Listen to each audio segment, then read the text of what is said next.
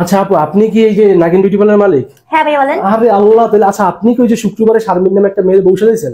শারমিন, হ্যাঁ হ্যাঁ, কি হইছে? আরে আপু, আমি তো আপনারই খুঁজতেছিলাম, ওর সাথে শুক্রবার আমার বিয়ে হয়েছে। মানে আপু, আপনার হাতে জাদু আছে আপু। মানে আরে ভাইয়া না কি যে আপু, বলেন না, শুধুমাত্র আপনার জন্য আমি একটা মানে মানে পুরো পরের মতো মায়া বিয়ে করতে পারছি। কি যে বলেন না ভাইয়া। আপু, আপনার সাথে খুবই দেখা করার ইচ্ছা ছিল, আপনার জন্য মিষ্টি নিয়ে আসছে। আপু খাইতে হবে, আবার মিষ্টি? আপু খাইতে হবে। মানে আপনার আসলে আসলে জাদু আছে আপনার হাতে, আসলে কি বলবো আপু। সবার কি দরকার ছিল? খান আপু।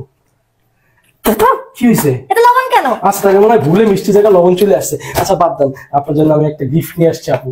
আইফোন? হ্যাঁ হ্যাঁ আপু, আইফোন 16 প্রো শুধু আপনার জন্য। এসবের আপনার হাতে আবার জাদু কি যে আছে। বলেন না ভাইয়া। এগুলা কি মজা শুরু করছে? কি সমস্যা কি? আইফোনের বক্সে বাটন ফোন? আরে ঠিক আছে, সমস্যা কি? বাটন ফোন, আইফোনের মধ্যে যদি বাটন ফোন থাকে সমস্যা কি? এগুলো কেমন ধরনের মজা? মজা চুদিং পং, মজা তো আপনি আমাদের সাথে করতেছেন, পুরো পুরুষ জাতির সাথে মজা করতেছেন আপনারা। পার্লারে, বিউটি পার্লারে মহিলারা আপনারা এই যে দাঁড় কাউকে গুলারে বিউটি পার্লারে আইন না, সুন্দর করে সাজাই মাজিয়া বক বানান। বক বানাই আমাকে পুরুষ জাতির গলায় ঝুলিয়ে দেন, ঝুলিয়ে দেওয়ার পর ফুল সজ্জা করি। ফুল সাজা পরের দিন সকাল উঠতে চিনি না। আয় হায়, ছিল বক হয়ে গেছে কাউয়া।